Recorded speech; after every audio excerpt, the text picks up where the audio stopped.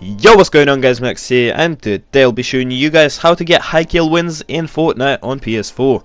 And some of the tips in this video helped me out massively in Season 8 when I was trying to go for them high kill games, and I'll be revealing them in this video today. So you guys should definitely stick around for the whole video, and without further ado, let's get right into it. So guys, into the first tip. I feel like you guys should already know this, but you've got to land in highly populated areas such as Tilted Towers, Retail Row, Pleasant Park, and occasionally Salty Springs and Paradise Palms. The amount of people dropping at a certain location really depends on the rotation of the battle bus, so if the bus is going over Paradise Palms or Pleasant Park, which are both in the corners of the map, you should definitely drop there, as a lot of people are likely to go there. And once you know how to get the perfect landing for your chosen location, try and always go for the bottom of the house you are landing in, unless it's Tilted Towers of course.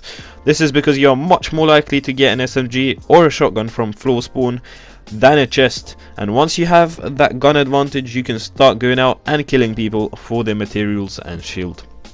So I feel like the key to winning high kill games in Fortnite is getting an insane number of kills at the beginning of the game, so I'd say around 6 to 10 is pretty good, and then rotating out and slowing your game down a bit to prevent yourself from dying is the wave. And this game is a perfect example of what I'm talking about. You can see me pop off and get 8 kills in the first 2 minutes of the game, and sometimes that is down to luck, as you know, some players are more skilled than others and you won't always run into the noobs you can get free kills from. So at the beginning of the game, it's very important that your accuracy is on point, as you want to be hitting those important shots and getting those cheap kills. You also want to have great awareness of what is going on around you and use the game audio to an advantage. And that is much easier now with the latest patch of Season 8. You can hear enemies way better. And it's also very important to keep an eye on your materials so that you know exactly when you want to disengage if you are not winning the fight. Your rotation is probably the next most important thing after wiping out every possible enemy from the town you dropped in.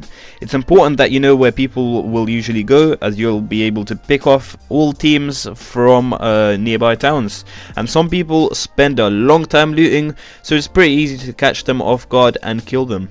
And this game will demonstrate a perfect rotation I do from Salty into Dusty and then into Tilted and the final zone.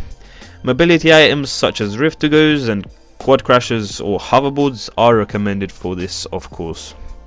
I've actually been struggling a lot with the way mid-game should be played in the previous season, and I think I finally found a solution. You want to play aggressive, but to the point where you're not taking every fight possible, especially if you are at a disadvantage, such as having low health or low materials.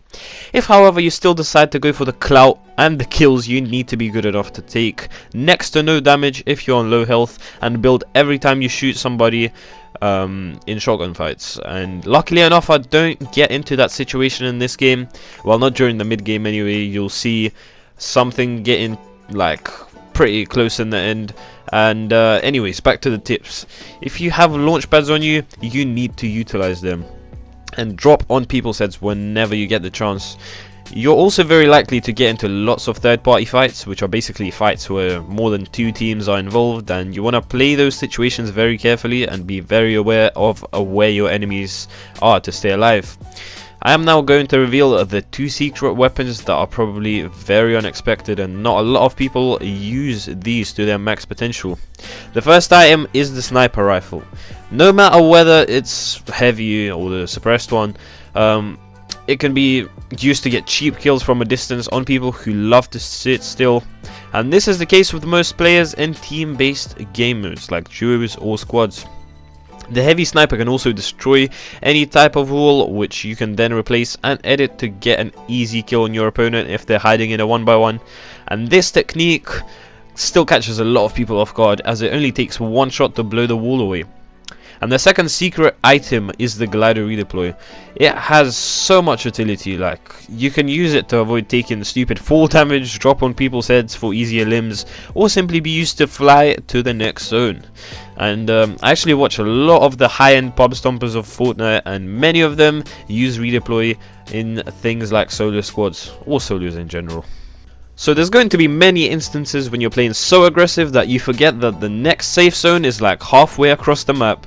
So I recommend you guys carry medkits around with you instead of your last slot if you're not carrying glider redeploy already, or if you don't have any mobility items near you. And also, as we're talking about safe zones right now, you need to try and look for people on the edge of the circle, as that's where most people like to hang when going for wins, or when they're simply weak and are healing up. And if you see people running into the zone who are in front of you, avoid shooting them until you get into the zone, as it can cause a lot of problems if you decide to try your luck and see if the person you're shooting at is weak, as it can come back and haunt you by you being pressured and constantly shot at from your enemy who will make it into the zone before you. If on the other hand you see some people outside of the zone trying to run in while you're actually already inside, you shouldn't wait for your enemy to get in, so just start spraying them with your AR immediately, unless you have a sniper, of course. Now guys, I know how many people actually struggle with the end game, so I'm gonna go through my end game and how I played it at actually a disadvantage. It was a 2v1 in the end because my teammate got killed. Very unlucky, yes, I must say, but yeah, I'm gonna go through an analysis of how I actually played it. So you want to get high ground if you have glider redeploy. It simply doesn't matter if people knock you down, because you know you can just redeploy your glider, right? And that's what I do here. I try to hit a shot while you know, I'm actually like falling down, but then I do save myself with the glider redeploy. And my mats are not looking great. I'm only on 500 metal left, and my teammate is actually getting shot at right now, so I decided to help him out a bit while you know, this guy on top of me is not doing anything. And then I don't know what I'm doing here, but you want to be building roofs above yourself when there's people on top of you. And yeah, in the end game it's very important that you get things right and do whatever you can to win the game, as you know, the other team will probably want the win as well, right? And yeah, so I go into a bit of a crazy mosh pit with this guy in a second. Like, he'll just hop into my 1x1 because you know it's a 2v1, right? So he's trying to spray me down, and I'm just like, bro, no, like, get out of my face, boy. So once you down the other person, like, the final guy is gonna be a piece of cake nearly all the time, because you know he's probably gonna be nervous. He's like, he just killed my teammate, damn. And now I'm going to die. So yeah, you wanna take advantage of you having the upper hand by just, you know, killing the person's teammate. But this is actually a situation a lot of people face. They run out of mats in the end game quite often. I don't know how I actually managed to get to my metal and waste it like this and not hit a single shot on this guy. Well, I actually do hit a few shots with my SMG in a few seconds. Well, I just hit them anyway. And yeah, so I have literally no mats. I don't know how to play this. Well, actually I do, so I'm going to explain. You want to be going all the way down to the bottom and try to take as much cover as possible from I don't know, your natural surroundings, maybe your builds that you have already used. And yeah, I'm in luck, guys. I find some materials down here, and my teammate makes a great call saying that there was also metal there. And you won't believe it, I probably get the most lucky kill of my life right here. You ready for this? So, you know, your boy is actually just casually playing some low ground right here, because, you know, this guy had mad high ground against me. And yeah, do I have anything to say? Could have been a 19 kill game. Flipping, this guy ruined it. God damn it.